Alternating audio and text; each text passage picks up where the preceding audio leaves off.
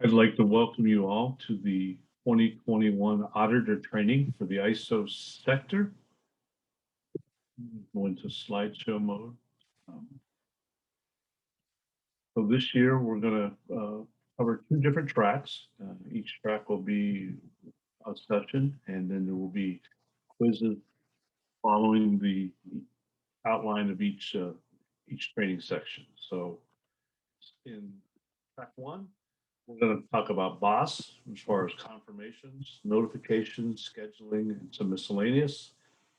We're going to talk a little bit about the A&EB office audit from earlier in 2021, and then some continuous improvement opportunities. And again, the main reason we do this is to improve, to bring people up to speed, to talk about things that we need to do better, and to also point out some things that have changed. So let's kind of jump right into this first. So as Baker points out here, audit confirmations in BOSS are very important, and especially under 30 days. I mean, we should not be seeing any notifications, or you shouldn't be seeing any notifications on your dashboard that have this red triangle with the exclamation point in it. Um, just from a good audit planning standpoint and good communication with the client. I mean, I know there's a lot of reassignments going on right now, and there's times that there might be less than 30 days that you find out, but that would be the only acceptable reason for something not being confirmed in BOSS more than 30 days. So please, if you have any of these notifications on your dashboard, work, get those confirmed up. If you have any questions, please contact Tim or Janine. But at this point, the plan should have been sent at 30 days. We're inside our own cancellation policy. So, and with traveling and rental car situations right now, we gotta try to make this one go away completely. Uh, the idea of audits, finding out and then trying to move them once we get into the calendar month, as we've brought up numerous times, is we do not want audits moving out of a calendar month once we're in that calendar month. So basically, as we roll into August, if it's an August audit, we want it occurring in August. 60 days. So 60 days still has, a red symbol. It's round. But even at that point, these need confirmed. This would be the absolute minimum requirement, and we'll talk more. But again, for travel, for forecasting, we need to be able to tell the Smithers group that we report to what our business is going to look like, what's going on the next, this month, next month, and even in the future. So I think part of this to accomplish this is going to be setting that expectation with your clients. Saying, hey, we just really need to lock these down inside of 60 days. And again, given the current travel and some of the issues related to that, as everything gets ramped back up, I think it's just good policy. 90 days, I mean, in all honesty, we want to get and we must get to the point where we are confirming out 90 days. It really does impact the forecasting model and the business projections. Our business is somewhat cyclic as far as there's, downturns and upturns. And if that changes, we need to know about it. And even on the client side, no surprises. Things firmed up. Everybody knows when you're coming. You've made travel arrangements. And again, I think the only way we're going to get to this point is setting that expectation with with your actual clients. And that's best done even when you're face to face. You're setting that next audit date. Okay, I'll be reaching out to you. We need to get this locked in at a 90-day point. I can tell you, we get this done and continue to satisfy this 90-day. It will be a real asset and help to our business and some of the requirements that we're faced with as far as forecasting and expectations. Okay, boss notifications, as far as you see them, uh, these are the type of things that are on your dashboard. So an audit awaiting documents or actual dates. So that means we're missing something. And probably the most frequent one is check sheets. Our 50 documents, you're on the road. We just really need to tie those off and get those entered. Or the actual time, the on-site, off-site, actual dates as far as showing the completion of the audit in BOSS. Um, just need to have those, and that notification is not going to go away until those things are satisfied. One other point here, if you're loading an audit report and it has findings, if you mark that as a draft, that will not remove that from your notification. So even though there has to be a supplemental report loaded later, that is still the audit report in terms of what you classify that upload in BOSS at that time. So anything you mark as draft, it will not satisfy that criteria as far as the document being completed for that audit. Audit documents rejected, those come into play where an OSC looks at something and you accidentally upload the plan twice and not the report, or you you call something, if you mislabel it and they can figure it out, they can fix that for you. But if there's something really wrong or something missing, they can reject it and then it will show up on your dashboard that way. Audit has open nonconformances. Again, this is more of a reminder, but anything that has nonconformances, once it goes past a certain threshold of time, it'll show up here. Certainly, as we get past the dates, as far as when they should have been closed out, those will remain there until you put in the supplemental report, and you got to go in and close the nonconformances that you put in there. So each nonconformance report finding needs to be closed and boxed. Audit event not confirmed by auditor. Again, we just talked about the 30, 60, 90. We need to work towards 90, but those three buckets are all in there by the auditor. Now, in terms of audit confirmations, when you're talking to the client and you've firmed it up, you've had that back and forth and it's going to happen on this date, you would be doing us a great service as if you're in that client file and or page in BOSS, go in and click the confirmation by client. We don't know for sure if you've talked to them. Client isn't to a place where they can confirm yet in the portal. So just go in and click that confirm by client button, and that will really help us out. The other one that you guys see as far as a notification to you is audit plan not sent to client.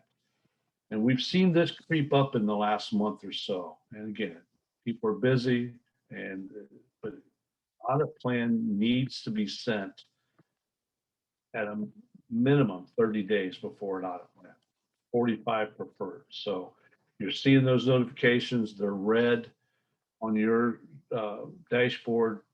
It means that those should have went out. And I think we all can do a better job of that and responding to that notification. In terms of audit scheduling in BOSS, there was a video emailed to the auditors on 6/18 that I sent out. And if you have questions on how to schedule your own audit in there, Janine and Kim can assist. If you have questions, please reach out to them or we can reshare. Colin is an excellent resource if we have problems. One other point as far as scheduling on your calendar, and I'm talking about calendar, we'll talk about something else in a minute, but when you put your time, like the example shown below, in your calendar, put on-site time only. So this example here for Rick, this would have been a 2-day audit, which is 16 hours, but his on-site time, his requirement for on-site time is 13 hours. So he would show 8 hours on day 1, 5 hours on day 2, or if there was a travel situation, you do 6 and maybe 7 the following day, whatever it is. But you, at this point on your scheduling calendar, you don't show 16 hours. You show on-site time only. We see a lot of people still not doing this correctly. Audit you know, when you enter your audit time. So when we schedule in Boss or we set up one in Boss, we'll put the actual on-site and off-site, and this is total time. When you put your actual time in, again, this is total time, on-site, total time, off-site. The other requirement here for lead auditors, when there's multiple auditors on an audit, this is total audit time for the client. So in your schedule, you break down, you know, if I'm helping Jared, let's say, and he has his time and I have mine, we schedule that separately. But when Jared goes in as lead auditor and says what the audit time was for this one in terms of actual, this is the total audit time of the entire team, or the total audit time for the completion of this audit. So we see this sometimes where there's multiple people and the auditor only puts his in.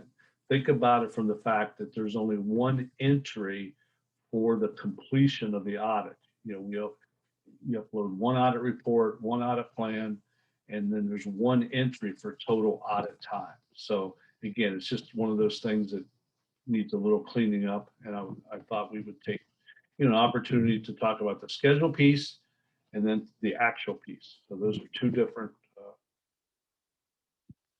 requirements to make BOSS work properly. So BOSS scheduling and multi-site. So as we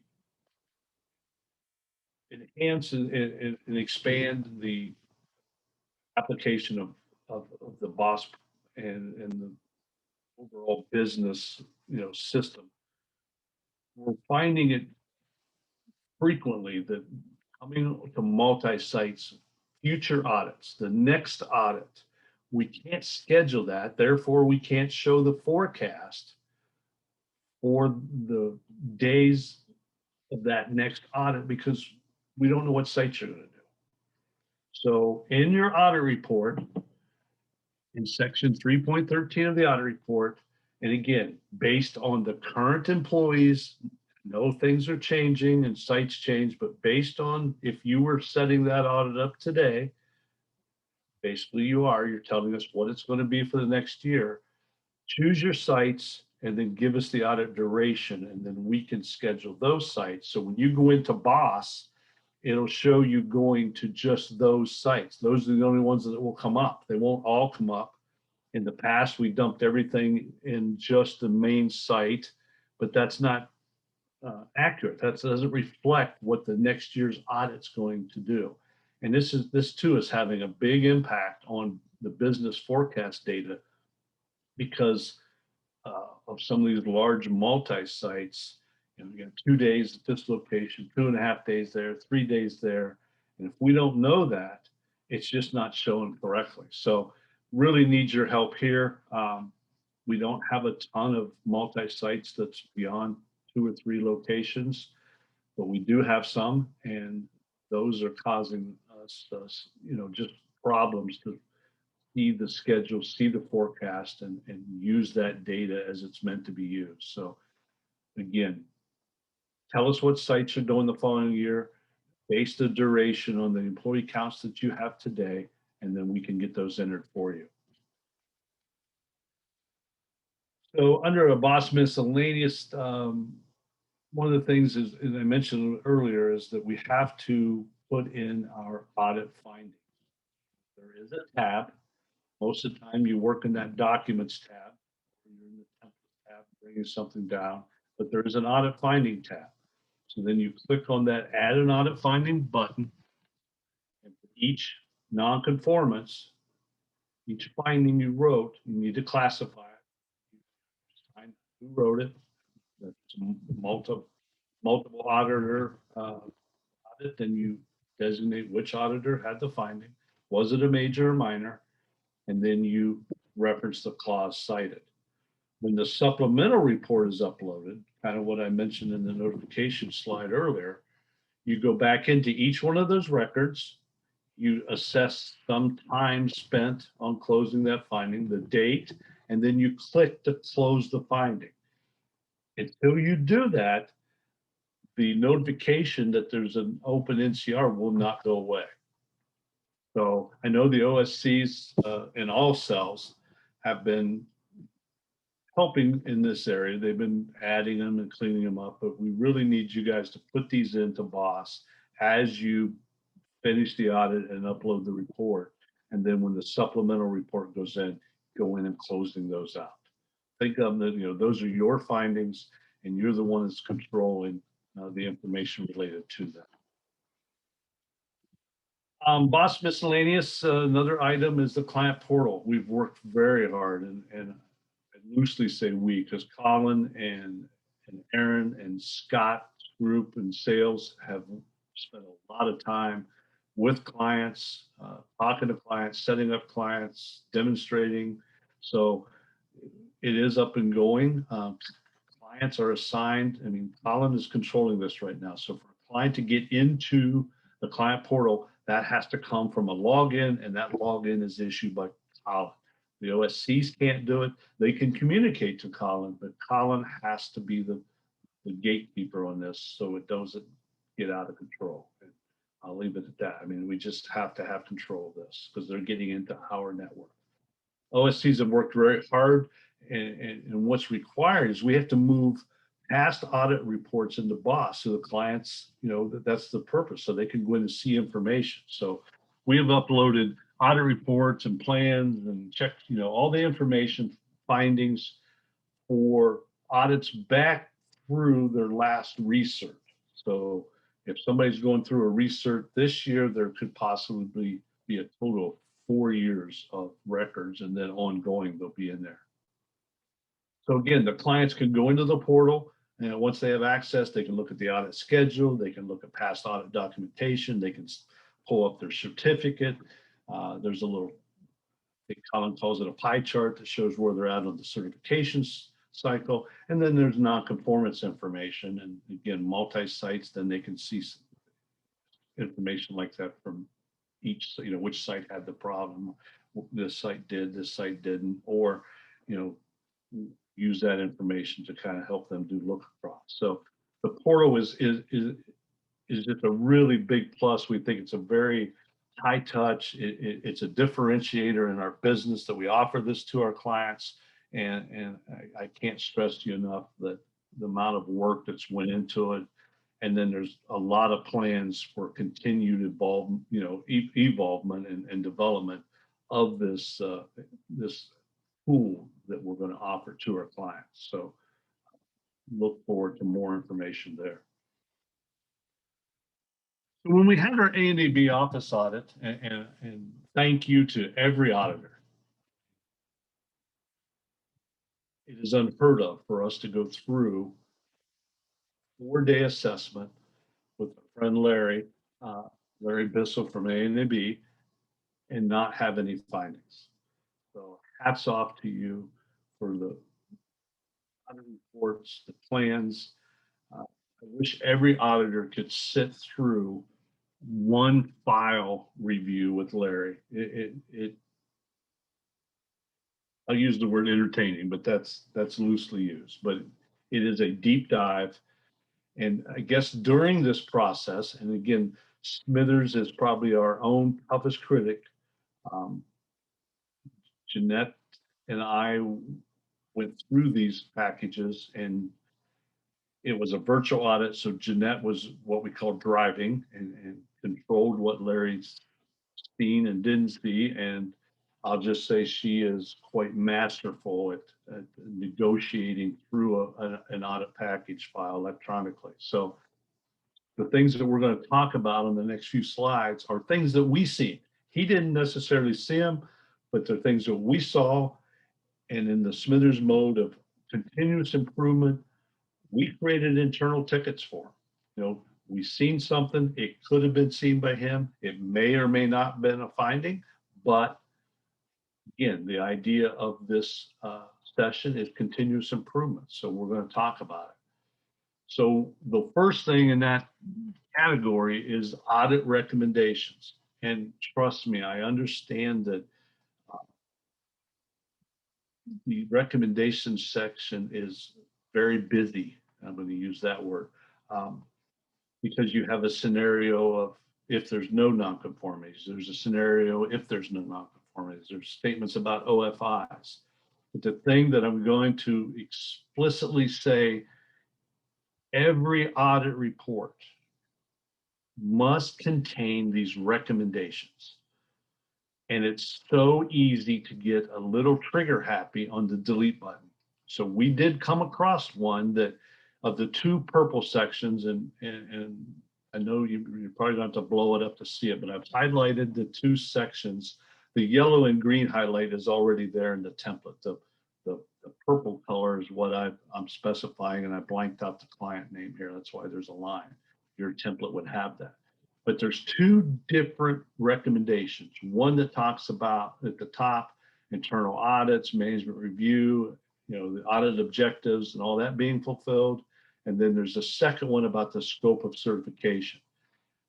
I can tell you, if you've ever looked at 17021, there's most of the audit report is very purposefully worded to meet conditions and requirements within that 17021 requirement. The audit report itself has A through R, and then A, B, C, D in another place. This must be there. And I can tell you, one of the places that they look every time is audit recommendations. So this is a hot button. It's something they always look at. Any audit report, before he finishes that file, he goes to the last, he says, let me see the recommendations. So whether it's a nonconformance, whether it's good the first time through or the supplemental report, he wants to see that we have addressed the specific wording required for the recommendation section. So I know that's a lot about that, but that is, if we clean that up, and we typically do a good job. It's not that we don't do it. I think given the layout of the templates and the requirements that we're trying to give you all the different scenarios, and you have to go through and delete the ones that don't apply, it becomes really easy if you're not careful to delete too much. So please pay attention to this, and we can prevent a potential finding going forward. We did have one, and Jeanette and I kind of ran through it. And I just bring this up because I think, anytime I've audited with anybody, we do, you do this as a lead auditor, but we got to look at the CRW. So we had one that we popped up in the CRW, and the documented section was just too generic. It didn't give any detail. And this is the actual one. I think name of the auditor or anything. I just want to show it as an example. And honestly, A&AB pays more attention to the business conditions page and the process names page. Of the 3 pages of the 3 tabs of the CRW, this is the least one. But again, this is one of those things that Jeanette and I saw as we was running through it, and I wanted to point it out that, open them up. And again, I know the OSCs are listening to this. This kind of goes for them too. If you see this as an OSC on an audit package, shoot it back to the auditor. We got to get this cleaned up. This is not an acceptable quality documentation page. So just wanted to point that out. It's the only one we've seen, but again, in the effort of continuous improvement, we wanted to talk about it. So the audit summary. So I'm going to try to explain this, and it's a little confusing. When you're doing a stage 2, there's a requirement that you show the audit plan or the planned processes and clauses. We have 2 different sections. Or the futuristic research audit, where normally we would just show the stage 2, 12 months, 24 months. There is a requirement for that stage 2 assessment summary. And as I stated here, it's the 1.7 section that actually starts in the audit plan, and then the 3.112 section in the audit report. So one is by process, one is by clause. Both of those have to have that additional column. So you will show the actual for the stage 2, the plan for the surveillance.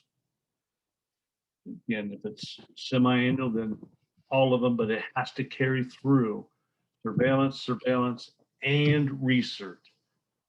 So that is a potential audit finding that we came across. Again, we did not get wrote up on that, but it is something that Jeanette and I reviewed, and Brian, and said, hey, we got to fix this. So I can tell you that just in the last week or so, I worked with Colin, and revisions to the templates are in process, and you'll be seeing that. So if you're finishing up a stage 2 report and you don't see that column, add a column out there, show the research, and then put the plan. Again, research, you got to do them all. You got to cover them all. So put that out there, but it is an A and AB requirement, but only at stage 2. So I want, again, in the idea of continuous improvement, I wanted to point that out. So again, you've got to do it under the assessment, and it's in the assessment summary. Scope statements. So we've talked about this before, and I can tell you we're doing a much better job. We've cleaned up some. In the past, I've sent out some documentation about the scopes, but I did want to revisit this. We have come across a couple in the last few months.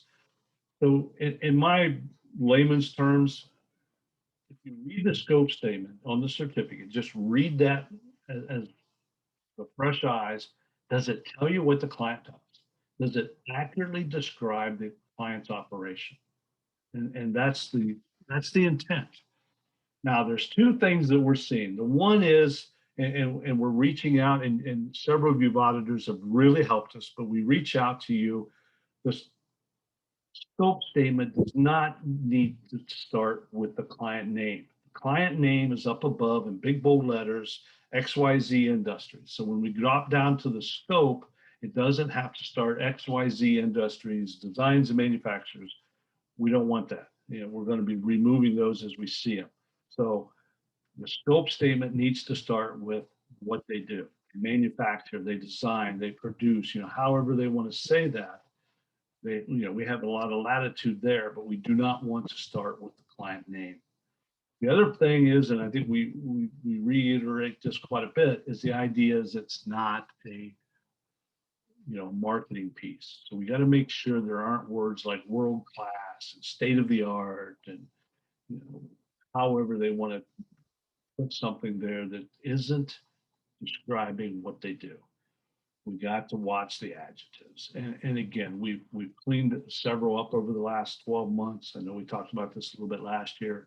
And again, I want to mention that this is especially critical in the medical and the 1345 scope. So we did more work in that area, because within MD9 that governs medical, it uses the word, it says the scope statement needs to precisely describe the client activity. So there is more scrutiny, at least, when we look at it, and A&AB audits us to the client scopes, because a lot of those in medical can be really vanilla. They're just too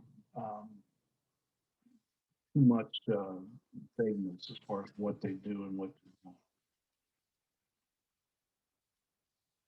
The other thing I want to revisit, and we talked about this last year, but it's come up a couple times, is we switch auditors, or somebody adds processes, and then we start really looking at their IF codes and their NACE codes. So, IF codes are industry segments that are kind of general or high arching as far as rubber and plastic, like 12 is chemicals, whatever that is. But within that, then those IF codes are broke down into individual NACE codes that are a little more defined as far as within that industry, what it is that client's doing. So we do have SQA 72. That is in the reference library. If you're not familiar with that in BOSS, there is a tab,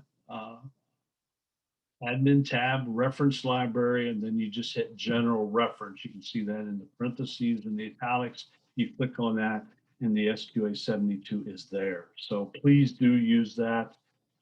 If you're into an area, and especially if you're new to that location, it's like, this just doesn't make sense, or this isn't what they do.